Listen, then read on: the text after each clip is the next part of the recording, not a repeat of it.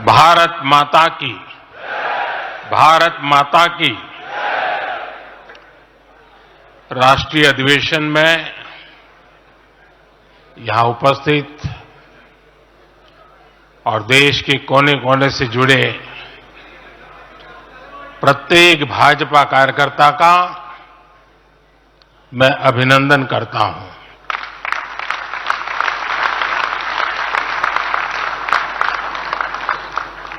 भाजपा का कार्यकर्ता साल के हर दिन 24 घंटे देश की सेवा के लिए कुछ न कुछ करता ही रहता है।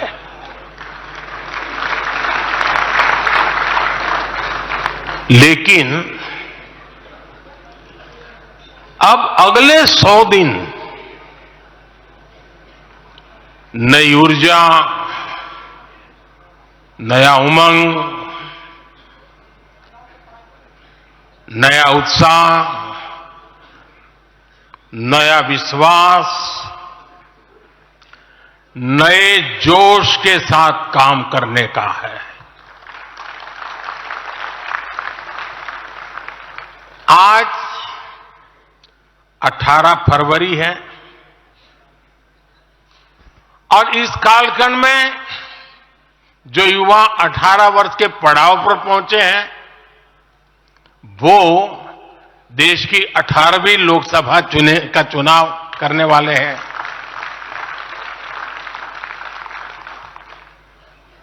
अगले 100 दिन हम सबको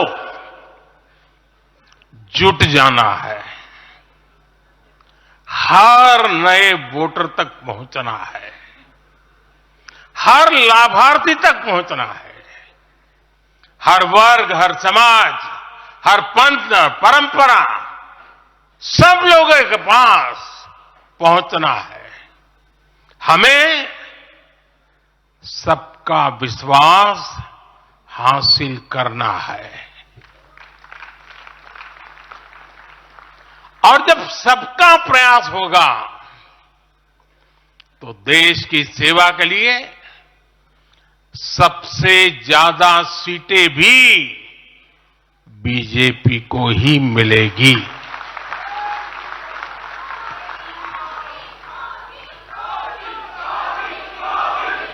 और आज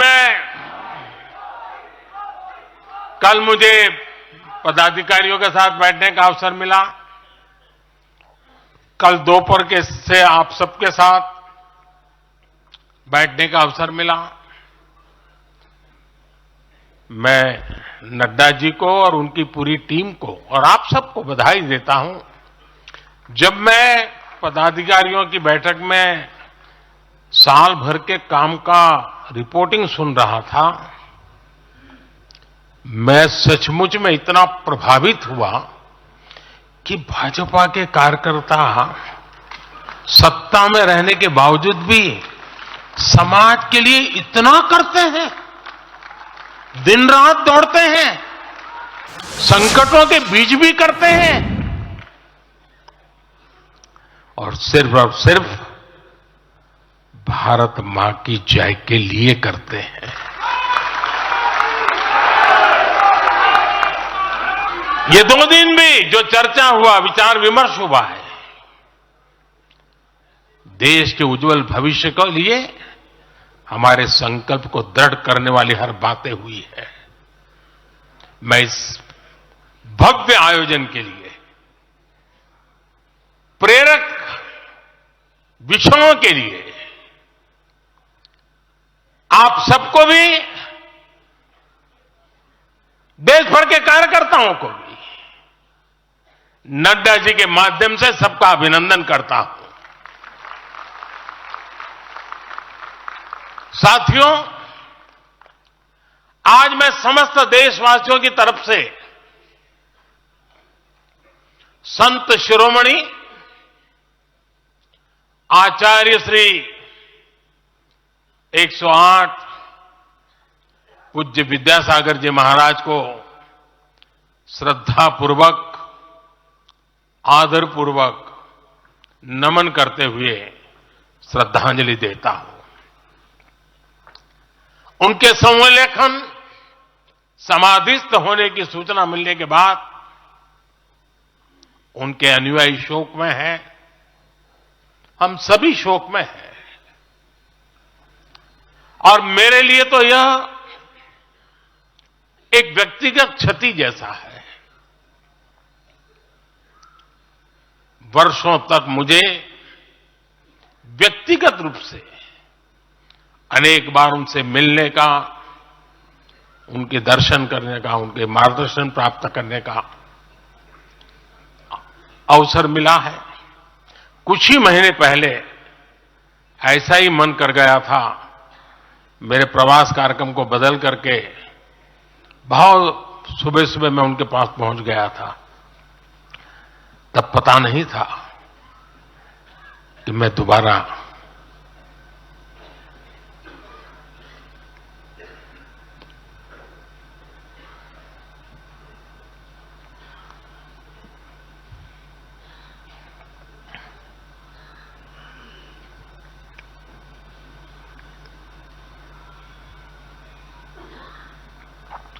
उनके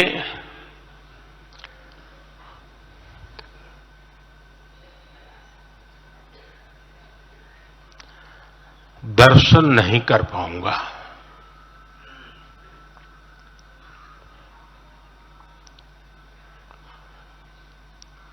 ये मेरा सौभाग्य रहा है कि पिछले 50 से भी ज्यादा वर्षों से मुझे देश के गणमान्य आध्यात्मिक मूर्तियों के निकट रहने का, उनके आशीर्वाद पाने का अवसर रहा है। और इसलिए मैं उस आध्यात्मिक जगत की उस शक्ति को भलीभांति जानता हूं, समझता हूं, अनुभव करता हूं। आपको सुनकर के आश्चर्य होगा कि वे तो दिगंबर परंपरा से थे।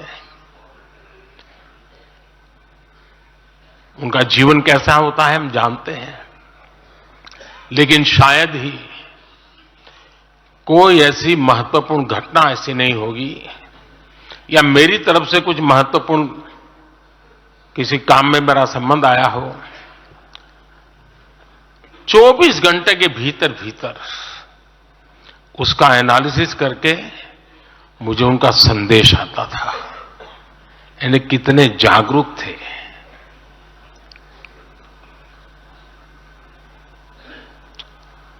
और अपनी विराट आध्यात्मिक यात्रा और उसके बाद भी वो हम सबको हमेशा प्रेरणा देते रहे हैं। जीवन भर उतनी सौम्यता के साथ उनका लोगों को मिलना, उन्होंने हमारे युवाओं को परंपराओं से जोड़ा, गरीबों तक शिक्षा और स्वास्थ्य की सुविधाएं पहुंचाई। उनका पूरा जीवन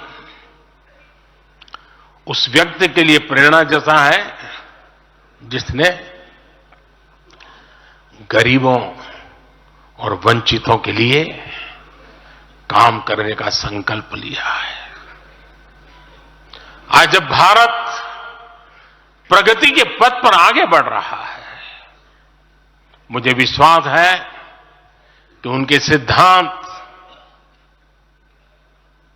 और उनका आशीर्वाद ऐसे ही भारत भूमि को प्रेरणा देता रहेंगे। साथियों, पिछले 10 वर्षों में भारत ने जो गति हासिल की है, बड़े लक्ष्यों को प्राप्त करने का जो हौसला पाया है, यह अभूतपूर्व है साथियों। और इसलिए नहीं कि मैं कह रहा हूं, दुनिया गाजे बाजे के साथ बोल रही है। भारत ने आज हर क्षेत्र में जो ऊंचाई हासिल की है, उसने हर देशवासी को एक बड़े संकल्प के साथ जोड़ दिया है और ये संकल्प है विकसित भारत का। अब देश न छोटे सपने देख सकता है और देश न अब छोटे संकल्प ले सकता है। सपने भी विराट होंगे, संकल्प भी विराट होंगे। और ये हमारा सपना भी है, हम सबका संकल्प भी है कि हमें भारत को विकसित बनाना है। और इसमें अगले 5 वर्षों की बहुत बड़ी भूमिका होने जा रही है। अगले 5 साल में भारत को पहले से भी कई गुना तेजी से काम करना है। अगले 5 साल में हमें विकसित भारत की तरफ एक लंबी छलांग लगानी है। लेकिन भाई और बहनों, सारे लक्ष्यों की प्राप्ति के लिए पहली शर्त है सरकार में भाजपा की जोरदार वापसी।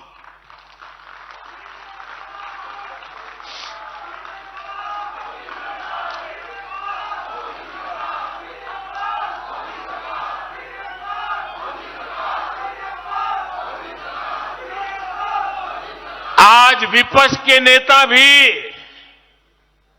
एनडीए सरकार 400 पार के नारे लगा रहे हैं।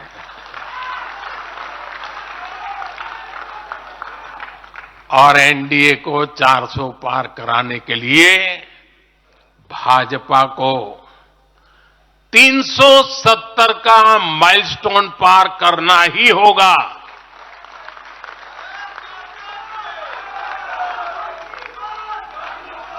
साथियों, कई बार लोग मुझसे कहते हैं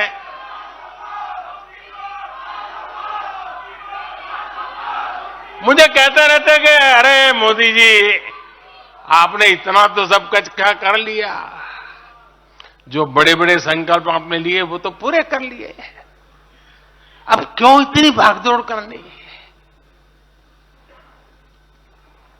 साथियों, पूरा देश मानता है 10 साल का बेदाग कार्यकाल और 25 करोड़ लोगों को गरीबी से बाहर निकालना ये सामान्य उपलब्धि नहीं है। पूरा देश मानता है हमने देश को महाघोटालों और आतंकी हमलों के खौफ से मुक्ति दिलाई है। पूरा देश मानता है हमने गरीब और मिडिल क्लास का जीवन बेहतर करने का प्रयास किया है। लेकिन जो लोग सोचते हैं कि बहुत हो गया, ऐसा सोचने वालों को मैं एक पुरानी घटना जरूर बताना चाहूंगा। एक बार एक बहुत बड़े नेता मुझे मिले, मेरे प्रधानमंत्री पद के दूसरे कार्यकाल पे। बोले, मोदी जी, प्रधानमंत्री बनना बहुत बड़ी बात है, आप बन गए।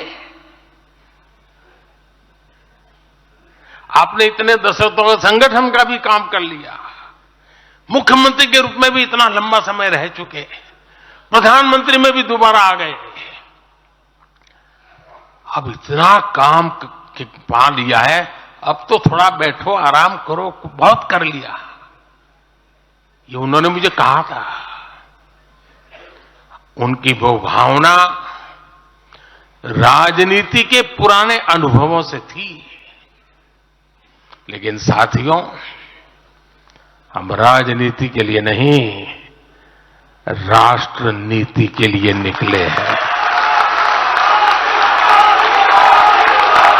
हम तो छत्रपति शिवाजी महाराज को मानने वाले लोग हैं। जब छत्रपति शिवाजी महाराज का राज्याभिषेक हुआ तो उन्होंने ये नहीं किया कि अब तो छत्रपति बन गए, सत्ता मिल गई, तो चलो उसका आनंद लो। उन्होंने अपना मिशन जारी रखा। ऐसे ही उनसे प्रेरणा लेकर के मैं अपने सुख वैभव के लिए जीने वाला व्यक्ति नहीं हूं। मैं बीजेपी सरकार का तीसरा टर्म सत्ता भोग के लिए नहीं मांग रहा हूं। मैं राष्ट्र का संकल्प लेकर निकला हुआ व्यक्ति हूं। अगर मैं अपने घर की ही चिंता करता तो आज करोड़ों गरीबों के घर नहीं बना पाता। मैं देश के करोड़ों बच्चों के भविष्य के लिए जीता हूं, जागता हूं, जूझता रहता हूं। देश के करोड़ों युवाओं, करोड़ों बहनों बेटियों, करोड़ों गरीबों का सपना ही मोदी का संकल्प है।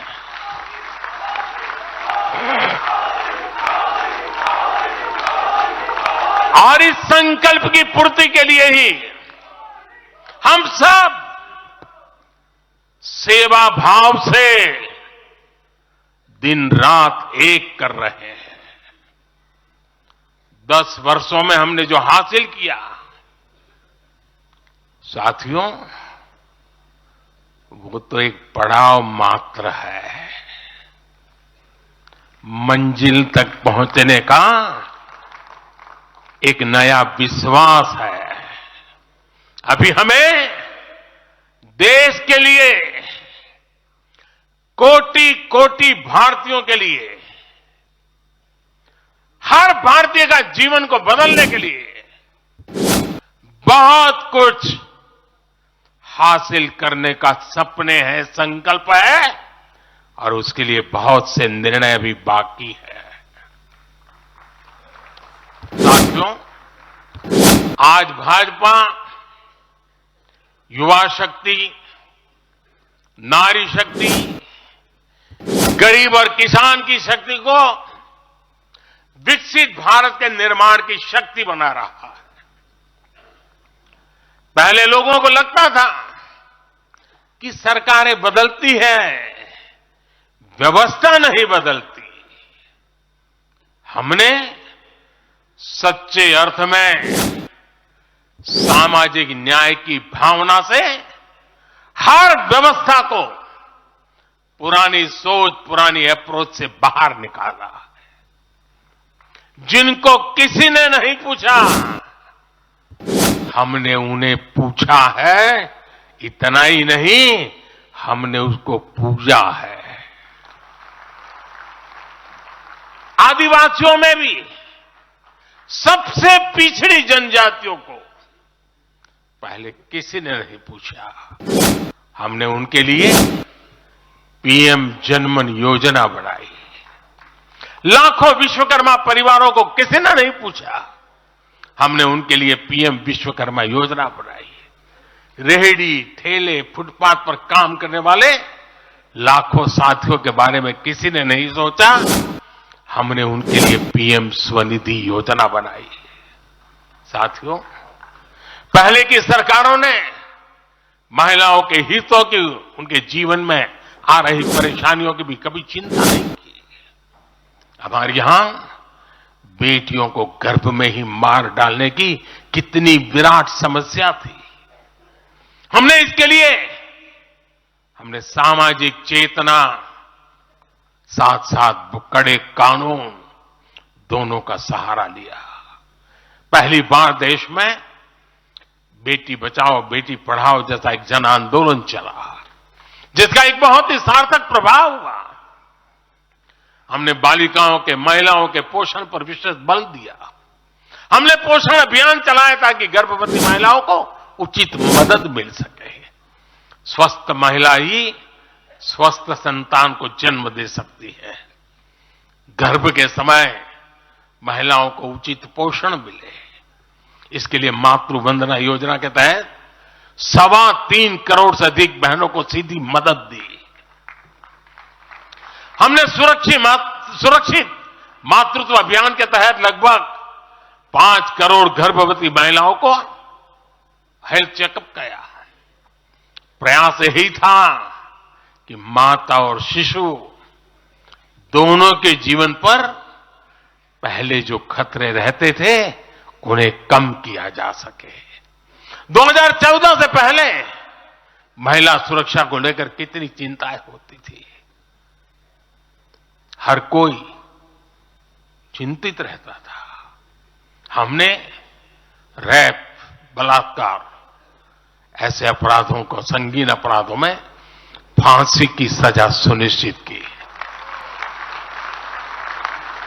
ऐसे मामलों का तेजी से निपटारा हो, इसके लिए भी विशेष व्यवस्थाएं बनाई।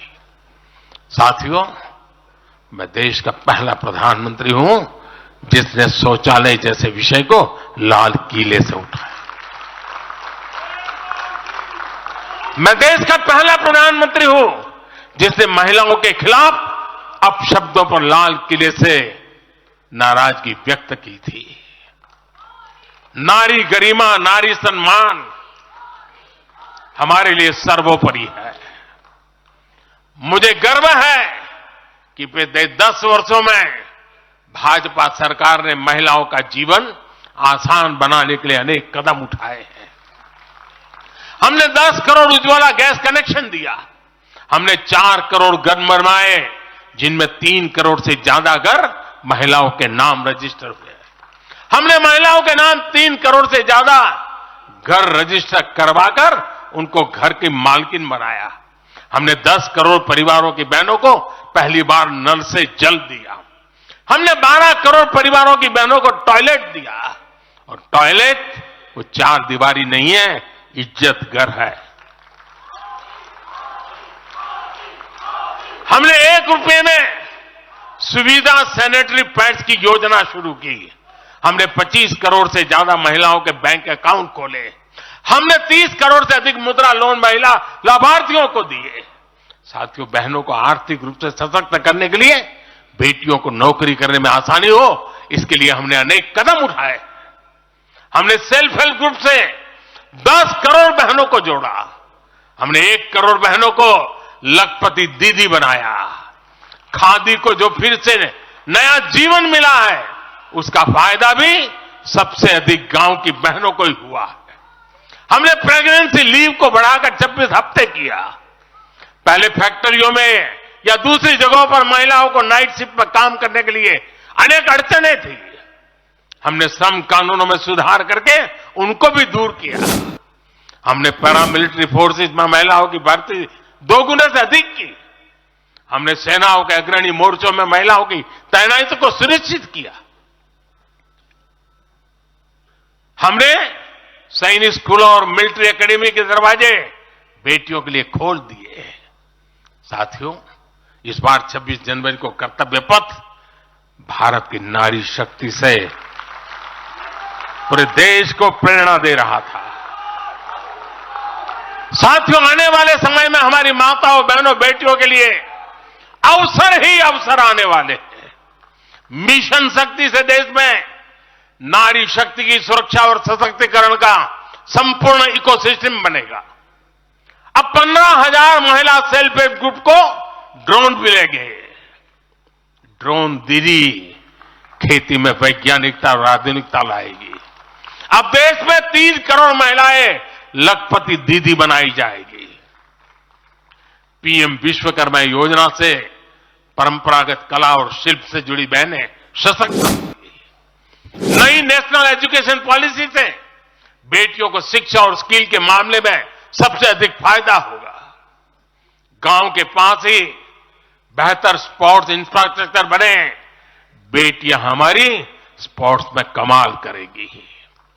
साथियों, आज जब मैं बीते 10 वर्षों की तरफ नजर डालता हूं तो कितना ही कुछ याद आता है। ये 10 वर्ष साहसिक फैसलों, दूरगामी निर्णयों के नाम है। जो काम सदियों से लटके थे, हमने उनका समाधान करने का साहस करके दिखाया है। अयोध्या में भव्य राम मंदिर का निर्माण करके हमने 5 सदियों का इंतजार खत्म किया है।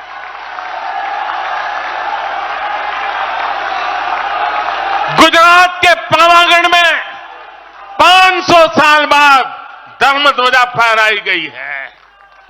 7 दशक बाद हमने करतारपुर साहिब राहदारी खोली है। 7 दशक के इंतजार बाद देश को आर्टिकल 370 से मुक्ति मिली है। लगभग 6 दशक बाद राजपथ कर्तव्य पथ के नए स्वरूप में सामने आया है। 4 दशक बाद आखिरकार 1 रैंक 1 पेंशन की मांग पूरी हुई है। 3 दशक बाद आखिरकार देश को नई राष्ट्रीय शिक्षा नीति मिली है। 3 दशक बाद आखिरकार लोकसभा और विधानसभा में महिलाओं को आरक्षण मिला है। 3 तलाक की बुराई के लिए विरुद्ध कड़ा कानून बनाने का साहस भी हमने दिखाया है। दशकों से नए संसद भवन की जरूरत महसूस हो रही थी, उसे हमने ही पूरा किया। यह प्रत्येक भाजपा कार्यकर्ता का सौभाग्य है कि वैसी अनेक सिद्धियों का निमित्त बन सके। साथियों, कोई भी देश हो, वो अपना भविष्य तभी संवार सकता है जब वह अपने इतिहास को सहज कर रखता है। बीते वर्षों में भारत ने अपने इतिहास को सहेजा भी है, संवारा भी है। हमने नेशनल वॉर मेमोरियल का निर्माण किया। हमने राष्ट्रीय पुलिस स्मारक बनाई। हमने अंडमान में नेताजी सुभाष और परमवीर चक्र विजेताओं के नाम पर द्वीपों का नामकरण किया। हमने दांडी में नमक सत्याग्रह का आधुनिक स्मारक का निर्माण किया। हमने बाबा साहब आंबेडकर से जुड़े पंचतीर्थ को विकसित किया। हमने रांची में भगवान बिरसा मुंडा की स्मृति में म्यूजियम बनाया। सरदार पटेल को समर्पित स्टैच्यू ऑफ यूनिटी हमारे कार्यकाल में बनी। 31 अक्टूबर को राष्ट्रीय एकता दिवस हमारी सरकार ने घोषित किया। 15 नवंबर को जनजातीय गौरव दिवस के रूप में घोषित करने का अवसर हमें मिला। 14 अगस्त को विभाजन विभीषिका दिवस के रूप में याद करने का निर्णय हमारी सरकार ने लिया। 26 दिसंबर को हमने साहिबजादों की स्मृति में वीर बाल दिवस घोषित किया। 26 नवंबर को संविधान दिवस घोषित करने का फैसला भी हमारी सरकार ने किया और 21 जून को संयुक्त राष्ट्र ने इंटरनेशनल योगा डे भी हमारी ही सरकार के प्रयासों से घोषित किया। साथियों, विपक्ष के हमारे दल भले ही योजनाओं को पूरा करना न जानते हो, लेकिन झूठे वादे करने में इनका कोई जवाब नहीं रहा है। बावजूद इसके आज एक वायदा करने से ये सारे राजनीतिक दल घबराते हैं। एक भी राजनीतिक दल के मुंह से नहीं सुना होगा आपने, जो वायदा हम कर रहे हैं ना, इसका जिक्र तक करने का उनमें सामर्थ्य नहीं है।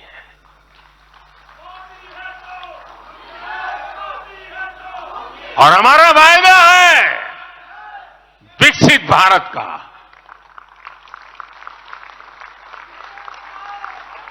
इन लोगों ने स्वीकार कर लिया है कि ये लोग भारत को विकसित नहीं बना सकते। सिर्फ और सिर्फ बीजेपी ही ऐसी पार्टी है, एनडीए ही ऐसा एक गठ है जिसने इसका सपना देखा है। हम मिशन मोड पर भारत को 2047 तक देश जब आजादी के 100 साल मनाएगा, हम भारत को विकसित देश बनाने के लिए काम कर रहे हैं। हमने तीसरे टर्म में भारत को दुनिया की तीसरी बड़ी आर्थिक ताकत बनाने का संकल्प लिया है और ये मोदी की गारंटी है।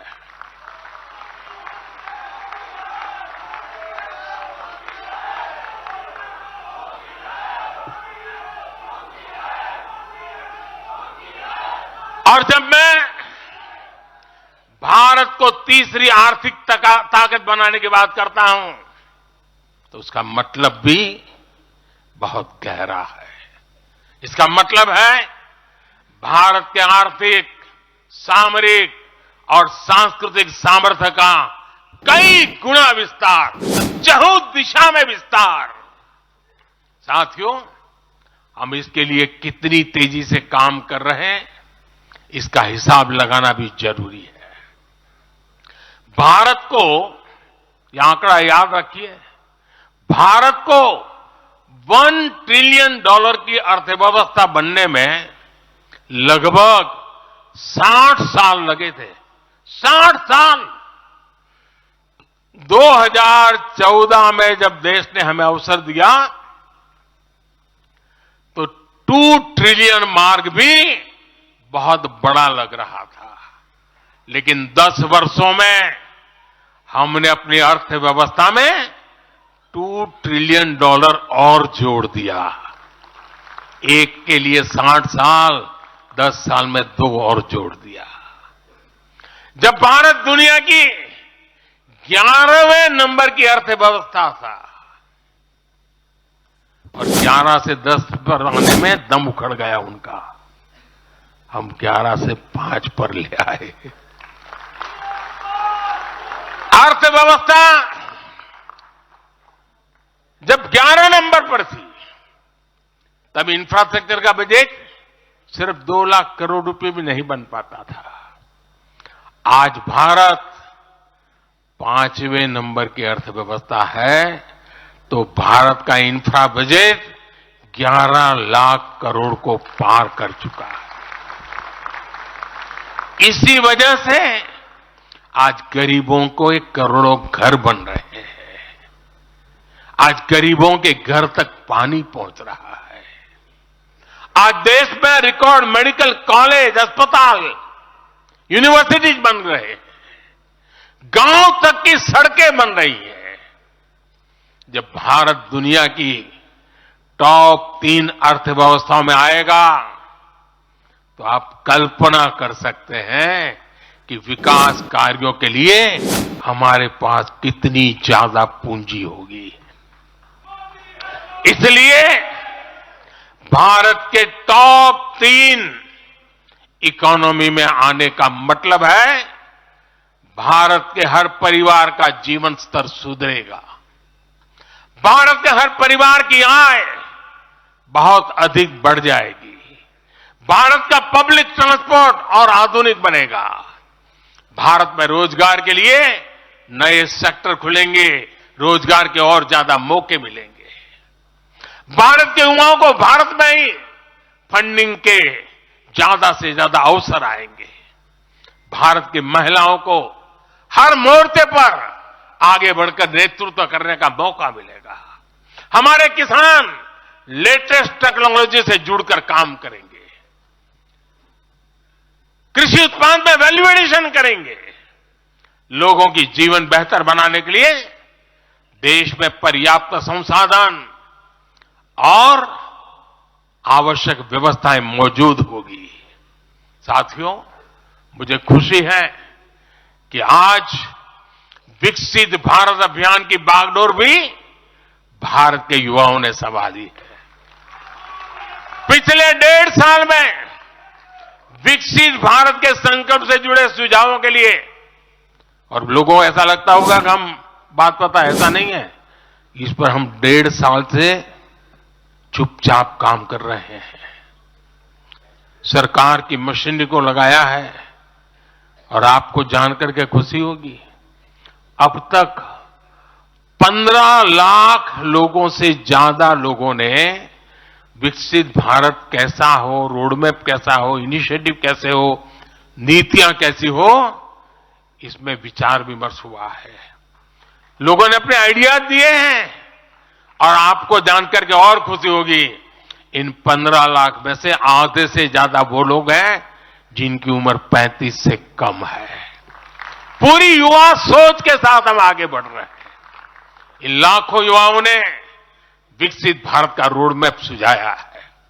साथियों, युवा ऊर्जा से भरा हुआ भारत आज अपने लिए बड़े लक्ष्य तय कर रहा है और जो लक्ष्य तय करता है अपनी आंखों के सामने उसे प्राप्त भी करता है। हम 2029 में 2029 में भारत में यूथ ओलंपिक के लिए तैयारी कर रहे हैं। हम 2036 में भारत ओलंपिक खेलों की मेजबानी करें इसके लिए काम कर रहे हैं। हम 2030 तक हमारी रेलवे को नेट जीरो टारगेट पर ला करके कार्बन मुक्त करने की दिशा में काम कर रहे हैं। हम 2030 के बजाय अपनी टारगेट डेट से 5 साल पहले ही पेट्रोल में 20% इथेनॉल ब्लेंडिंग का लक्ष्य भी हासिल कर लेंगे। भारत 2070 तक नेट जीरो के लक्ष्य को हासिल करने के लिए भी नीतियां बना रहा है। इसका अर्थ है कि आने वाले समय में हमारे देश में अनगिनत ग्रीन जॉब्स बनेगी। साथियों, विकसित भारत वो नहीं होगा जिसका भविष्य भाग्य के भरोसे हो। इसलिए दूसरे देशों पर भारत की निर्भरता को हम तेजी से कम कर रहे हैं। इसलिए हम देश के लिए बड़े लक्ष्य बना रहे हैं और उनके लिए योजनाबद्ध तरीके से काम भी कर रहे हैं। भविष्य में हम एक ऐसा भारत देखेंगे जिससे लाखों करोड़ रुपए का खाद्य तेल बाहर से लाने की जरूरत नहीं होगी। हमारे पाम ऑयल मिशन की मदद से हमारे किसान इतने सशक्त हो जाएंगे कि वो देश के पैसों की बचत कर सके। बीते कुछ वर्षों में दलहन, तिलहन और श्री अन्न के लिए विशेष नीतियां बनाई है जिससे छोटे छोटे किसानों को मदद हो रही है। भविष्य में भी हमारे किसानों को इनसे और लाभ मिलेगा। किसानों के भविष्य को सुरक्षित करने के लिए हमने देश के कोने कोने में अमृत सरोवर अभियान भी शुरू किया। आजादी का अमृत महोत्सव हम बहुत कुछ कर सकते थे। हम दिल्ली के अंदर कोई एक बड़ा ताबूत खड़ा कर देकर नाम लिखवा सकते थे कि आजादी के अमृत काल में मोदी जी ये बना के गए हैं। हमने आजादी के अमृत वर्ष को जन आंदोलन बनाया और काम क्या किया? तालाब बनाए। हर गांव में जब तालाब बनते हैं ना, वो किसान को सुरक्षित करते हैं, शुद्ध पानी की गारंटी देते हैं, जमीन उर्वरक बना देते हैं। लंबे भविष्य को सोच करके ऐसे काम हम करते हैं। और इस अभियान के तहत देश में अब तक 60,000 से ज्यादा नए सरोवर बनाए जा चुके हैं। 60,000 तालाब, शायद ही किसी सरकार के नसीब में इतना बड़ा काम करने का सौभाग्य आया होगा। ये सरोवर जल सुरक्षा सुनिश्चित करने में किसानों की मदद करेंगे। आज ग्रीन हाइड्रोजन से जुड़े अभियान और सोलर रूफटॉप मिशन के कारण देश रिन्यूएबल एनर्जी के क्षेत्र में भी तेजी से आगे बढ़ रहा है। बहुत जल्द भारत दुनिया का सेमीकंडक्टर हब बनेगा और इससे पूरी दुनिया में नई कंप्यूटिंग रिवॉल्यूशन को भी भारत गति देने का निमित्त बनने वाला है। पोर्ट लेड ग्रोथ से पब्लिक ट्रांसपोर्ट तक आने वाले समय में हर क्षेत्र को नई ऊंचाई मिल सकेगी। साथियों, भाजपा आज देश का एकमात्र दल है जो एक भारत श्रेष्ठ भारत की भावना के प्रति इतना आग्रही भी है और इतना समर्पित भी है। मैं पिछले महीने के अपने अनुभवों को भी कभी भूल नहीं सकता। इस दौरान मुझे भगवान श्री राम से जुड़े कई स्थानों में भ्रमण करने का अवसर मिला। मेरा 11 दिन का अनुष्ठान चल रहा था। उस अनुष्ठान के दरमियान मैं नासिक, लेपाक्षी, त्रिप्रयार, श्रीरंगम, रामेश्वरम, धनुषकोडी, मैं इन जगहों पर एक सामान्य साधक के तौर पर गया था। इस दौरान मुझे दक्षिण भारत के विभिन्न क्षेत्रों में लोगों से जो स्नेह मिला, आशीर्वाद मिले, मैं उसका शब्दों में बयान नहीं कर सकता और पॉलिटिकल पंडितों के पैरामीटर में कभी आ भी नहीं सकता है जी। जब मैं सड़कों से गुजर रहा था, लोग अपने वचन से, अपने भावों से मुझ पर अपना आशीर्वाद बरसा रहे थे। इस दौरान मुझे कंब रामायण का पाठ सुनने का अवसर मिला। ये ठीक उसी जगह पर हुआ जहां महान कवि कंबन ने 800 वर्ष पहले अपने रामायण की रचना की थी। आप कल्पना कर सकते हैं उसी स्थान पर बैठ करके जब मैं कंब रामायण सुन रहा था, उस भाव विश्व को मैं ही अनुभव कर सकता हूं। एक ऐसा अद्भुत क्षण था जिसमें एक भारत श्रेष्ठ भारत की भावना पूरी तरह समाहित थी। मुझे विश्वास है कि आप सभी ने भी कम अधिक मात्रा में इसे महसूस किया होगा। हम हमेशा विभिन्न तरीके से देशवासियों को करीब लाने का निरंतर प्रयास करते हैं। एकता के सूत्र में बांधने के लिए हमारी कोशिश रहती है। चाहे संयुक्त राष्ट्र में पहली बार जाकर के कोई तमिल में बोलता है, जगत गुरु बसवेश्वरा का संदेश दूर दूर तक पहुंचाने के लिए हम लेके जाते हैं। काशी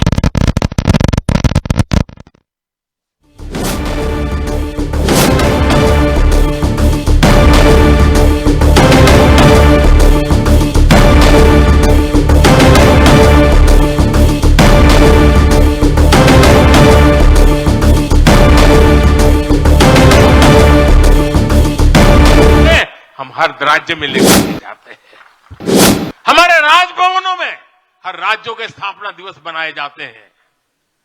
कोई भी राज्य भवन होगा, नागालैंड का भी वहां स्थापना दिवस मनाया जाएगा और गुजरात का भी मनाया जाएगा, महाराष्ट्र का भी मनाया जाएगा, गोवा का भी मनाया जाएगा। हर राजभवन में राष्ट्रीय एकता का एक प्रकार से उत्सव बना दिया जाता है। हम अपनी विविधता को सेलिब्रेट करते हैं। एक भारत श्रेष्ठ भारत की भावना हमारे दिल के बहुत करीब है। इसे मजबूत बनाने के लिए हम काम करते हैं।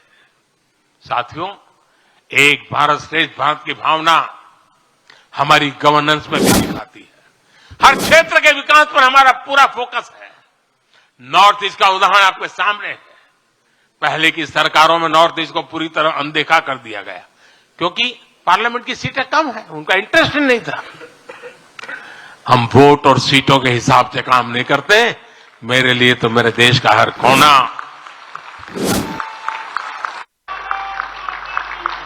समृद्ध हो, विकसित हो, ये हमारा भाव है। आज चाहे सियाचिन हो या फिर देश के आकांक्षी जिले हो, कोई हमसे दूर नहीं है। वो गांव जिन्हें पहले आखिरी गांव कहा जाता था, हमारे लिए देश के वो पहले गांव बन गए। और मेरे सारे कैबिनेट के मंत्री उन गांवों में रात बिता करके आए। कुछ मंत्रियों को तो -15 डिग्री में रात को रुकना पड़ा वहां, क्योंकि हम आत्मसात करना चाहते हैं। हमारे लिए देश का हर हिस्सा महत्वपूर्ण है। हर हिस्से पर हमारा फोकस है। साथियों, जो भी राजनीति में दिलचस्पी रखता है और जिसके लिए लोकतांत्रिक मूल्य प्रमुख रहते हैं, वो भी अगर न्यूट्रल है तो पब्लिकली हमारी प्रशंसा करते हैं, न्यूट्रल नहीं है तो खानगी में तो कर ही देते हैं। इसकी एक बड़ी वजह है, हमने समय के साथ खुद को सकारात्मकता के साथ बदलने का प्रयास किया है। हमने अपनी राजनीतिक व्यवस्था को नए और आधुनिक विचारों के लिए खुला रखा है। आजादी के बाद वर्षों तक जिन्होंने हमारे देश पर शासन किया, उन्होंने एक व्यवस्था बना दी थी। उस व्यवस्था में कुछ बड़े परिवारों के लोगों को ही सत्ता के केंद्र में रहे, उनके आसपास रहने वाले लोगों को ही राजनीतिक ताकत मिलती रही। अहम पदों पर परिवार के करीबियों को ही आगे बढ़ाया गया। हमने इस व्यवस्था को भी बदल दिया। हमने नए लोगों को मौका दिया कि वो हमारी व्यवस्था का हिस्सा बने और परिणाम ला करके दिखाएं। इससे व्यवस्था में नयापन आया और इसका लोकतांत्रिक स्वरूप कायम रहा। हमारी कैबिनेट में रिकॉर्ड संख्या में नॉर्थ ईस्ट के मंत्री हैं। नागालैंड से पहली बार एक महिला राज्यसभा में सांसद बन गई है। हमें गर्व है कि हमने पहली बार त्रिपुरा के व्यक्ति को काउंसिल ऑफ मिनिस्टर्स के अंदर स्थान दिया है। पहली बार हमारी सरकार में अरुणाचल प्रदेश को कैबिनेट मिनिस्टर मिला है। पहली बार गुर्जर मुस्लिम को राज्यसभा के लिए नॉमिनेट किया गया है। हमारी सरकार में ही गोवा से कैबिनेट मंत्री बनाया गया। हमें गर्व है कि हम बीजेपी के एक ऐसी संस्कृति का हिस्सा है जो मंत्रालय में रिकॉर्ड ओबीसी प्रतिनिधित्व सुनिश्चित किया जाता है। अमित भाई ने इसका विस्तार से वर्णन किया, इसलिए मैं ज्यादा उसके ऊपर नहीं कहना चाहता हूं। साथियों, हमारी सरकार सबके लिए है। सबका साथ, सबका विकास हमारे काम से ही झलकता है। हमें गर्व होता है जब करतारपुर साहिब कॉरिडोर के द्वारा लाखों सिख श्रद्धालुओं की आध्यात्मिक इच्छाएं पूरी होती है।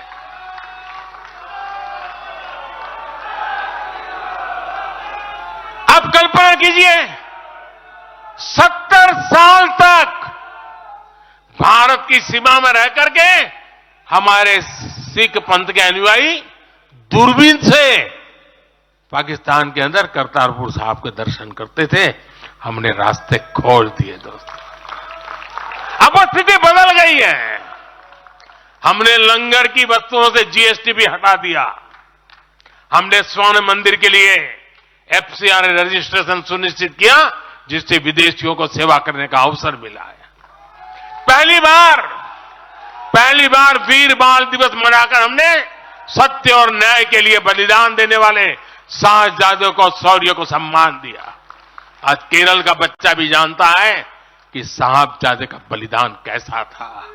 नागालैंड का बच्चा भी जानता है कि साहबजादों ने कितना बड़ा बलिदान दिया था। साथियों, अफगानिस्तान से भी गुरु ग्रंथ साहब के स्वरूपों को पूरे सम्मान के साथ भारत लाए। इसके साथ ही हमारी सरकार ने हज की प्रक्रिया में सुधार करके यात्रा को सुविधाजनक बनाया। आज बिना महरम के हज करना भी संभव हुआ है। इससे महिलाओं के लिए भी हज करना आसान हुआ और हजारों महिलाएं गई। साथियों, 2014 में जब मैंने शपथ ली तो हमारे कई आलोचक कहते थे, मोदी जी एक राज्य के बारे उनका क्या अनुभव है, इतना बड़ा देश, इतनी बड़ी दुनिया, ये मोदी क्या करेगा, कैसे करेगा। ठीक है, गुजरात चलाया होगा, लेकिन वो सब सोच रहे, देख लें, विदेश नीति को लेकर बड़ी बड़ी बातें कही जाती थी। अभी मैं कुछ दिन पहले ही यूएई और कतर से जाकर के आया हूं। तमाम देशों से हमारे रिश्ते कैसे मजबूत हैं, ये आज दुनिया देख रही है। आज पश्चिमी एशिया के देशों से हमारे संबंध अब तक की सबसे मजबूत स्थिति में है। 2015 में जब मैं यूएई गया था पहली बार, आप हैरान हो जाएंगे, मेरे पहले 34 साल तक देश का प्रधानमंत्री वहां नहीं गया था। सोचिए किस तरह हमने उस पूरे क्षेत्र को छोड़ रखा था। कांग्रेस की सरकारें पूरे वेस्ट एशिया को सिर्फ पाकिस्तान के संदर्भ में देखा करती थी। उन्हें भारतीयों की शक्ति और उनके विश्वास पर भरोसा ही नहीं था। लेकिन आज भारत इस क्षेत्र से संबंधों का नया अध्याय लिख रहा है। पहले लोग सोचते थे कि बस तेल का इंपोर्ट कर लेते हैं और यहां से कुछ लेबर बेच देते हैं ताकि उनको रोजी रोटी मिल जाए, लेकिन अब ऐसा नहीं है। आज ट्रेड, टेक्नोलॉजी, टूरिज्म ऐसे अनेक क्षेत्रों में हमारे संबंध बहुत बेहतर हैं और हम निरंतर विकास कर रहे हैं। यहां तक कि अरब के 5 देशों ने मुझे अपना सर्वोच्च सम्मान तक दिया है। यह सम्मान मोदी का नहीं है, 140 करोड़ भारतीयों के सामर्थ्य का सम्मान है।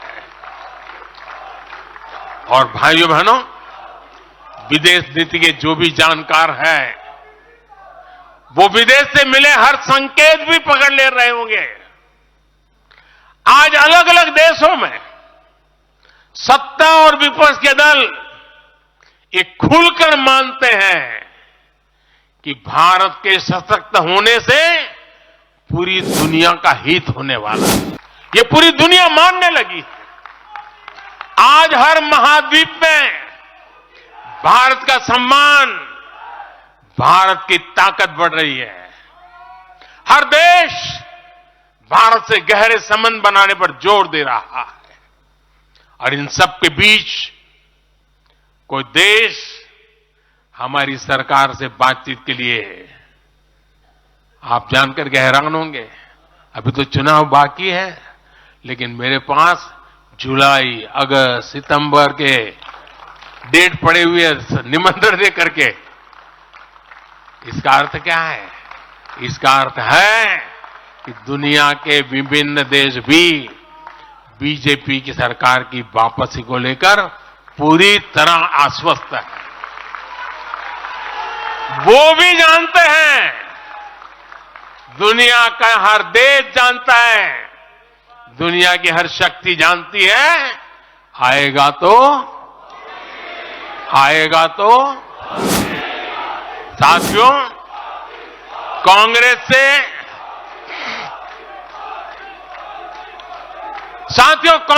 देश को बचाना,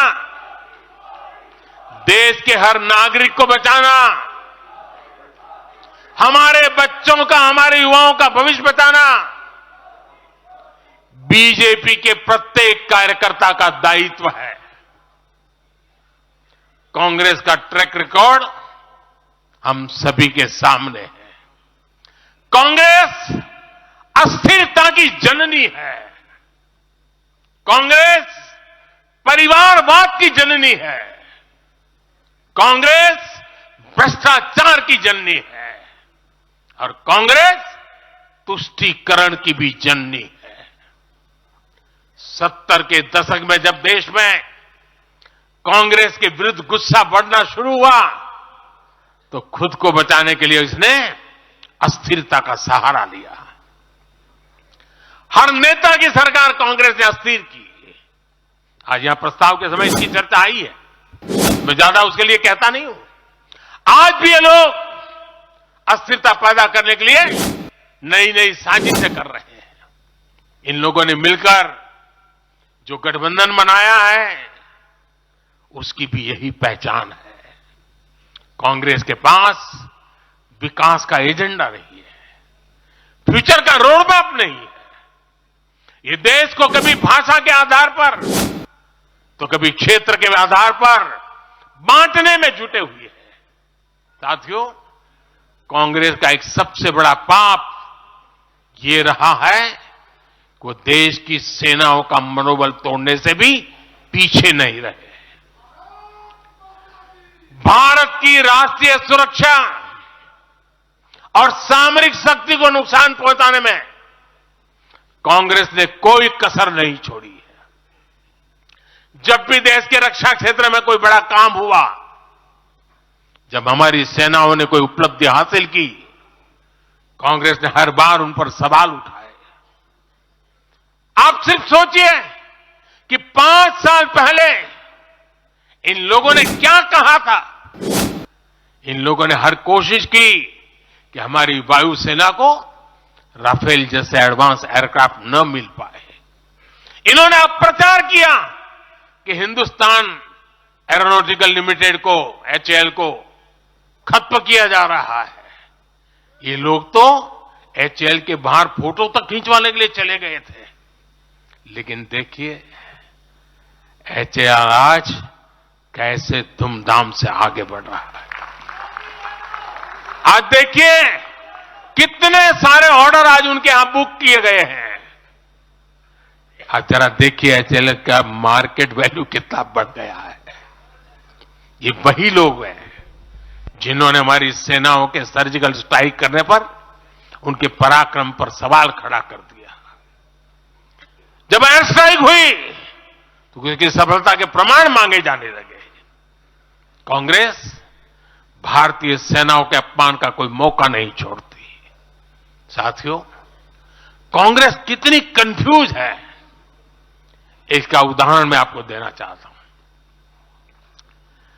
कांग्रेस में लड़ाई चल रही है और बड़ी तगड़ी लड़ाई चल रही है, लेकिन मजा यह है कि सिद्धांतों की नहीं चल रही है, योजनाओं को समझ में नहीं चल रही है। लड़ाई क्या चल रही है आपको जानकर के आश्चर्य होगा। क्या लड़ाई है? कांग्रेस में एक वर्ग है जो कहता है कि मोदी से तीखी नफरत करो, मोदी पर व्यक्तिगत आरोप लगाओ, मोदी की छवि खराब करने के लिए हर हथकंडे अपनाओ। एक वर्ग है। कांग्रेस के अंदर एक दूसरा वर्ग भी है जो कांग्रेस की मूल परंपराओं से निकला हुआ है, जो कहता है कि मोदी पर व्यक्तिगत आरोप, नफरत से कांग्रेस को बाहर निकालो, इससे कांग्रेस को और ज्यादा नुकसान होता है। यानी कांग्रेस हमसे सैद्धांतिक मुद्दों पर लड़ाई नहीं लड़ रही है। कांग्रेस इतनी हताश है कि उसमें सैद्धांतिक विरोध, वैचारिक विरोध का साहस भी नहीं बचा।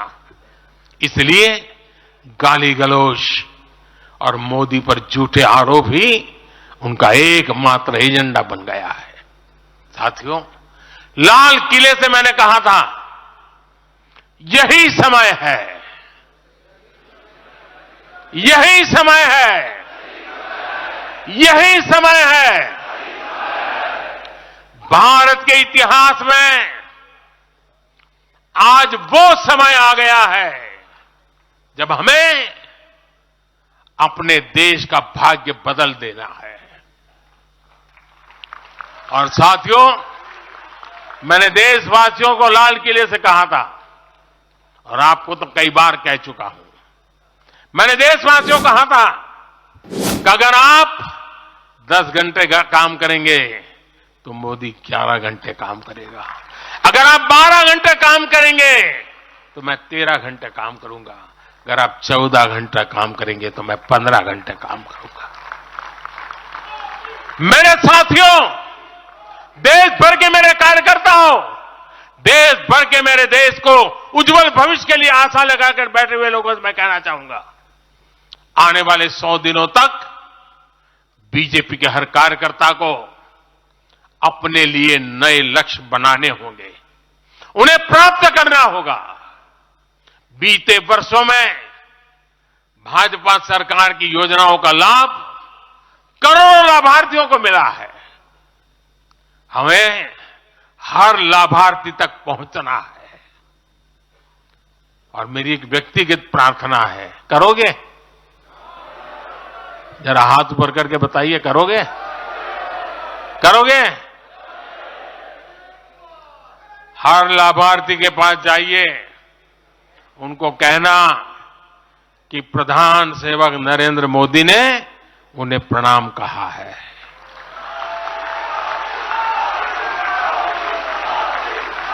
और इसमें आपको नमो ऐप से भी बहुत मदद मिलेगी। आप नमो ऐप के जरिए मेरा प्रणाम और मेरी चिट्ठी उन लाभार्थियों तक जरूर पहुंचाएंगे। किसी भी बूथ में एक भी फर्स्ट टाइम वोटर ऐसा ना हो जिस तक बीजेपी का कार्यकर्ता पहुंचा ना हो। आपको उन्हें पिछले 10 वर्षों के काम और आने वाले 5 वर्षों के प्लान, इसके विषय में जरूर बताना है। मैं आपको उन्हें नमो ऐप पर विकसित भारत का ब्रांड एम्बेसडर बनाने के लिए हमें उसको जोड़ना है। वो हमारा एम्बेसडर है। मतदान के दिन इन सभी मतदाताओं को बूथ पर लाकर हमें कमल निशान पर मतदान करवाना है और जहां एनडीए के साथी हो उनके निशान पर मतदान करवाना है। साथियों, हमें याद रखना है, हमें सिर्फ सरकार बनाने के लिए लोगों को नहीं जोड़ना, बल्कि देश बनाने के लिए भी तो लोगों को जोड़ना है। जो किसी भी कारण से अभी भी भाजपा से दूर है, उन तक हमें पहुंचना है। सबका साथ, सबका विकास ही हमारा मंत्र है। हमारे स्वतंत्रता सेनानियों ने जो सपने देखे थे, अब उन्हें पूरा करने का समय आ गया है और इसके लिए भाजपा जरूरी है। इसके लिए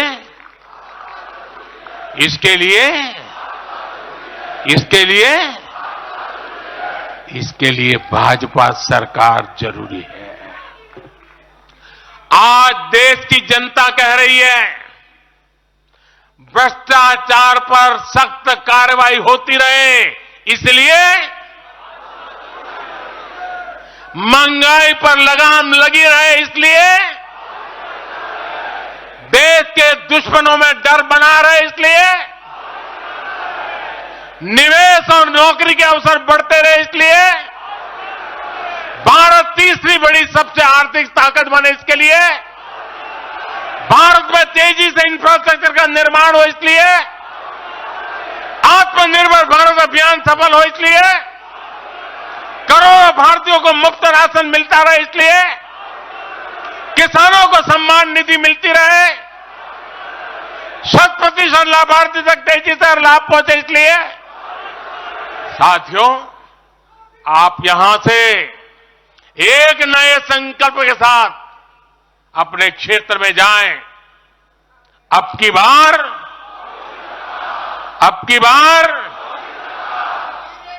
400 पार, अब की बार इस मिशन पर हमें जुट जाना है। आप सबको मेरी तरफ से अनेक अनेक शुभकामनाएं हैं। मेरे साथ बोले, भारत माता की, भारत माता की, भारत माता की। मैं समझता हूं अभी वंदे मातरम होने वाला है।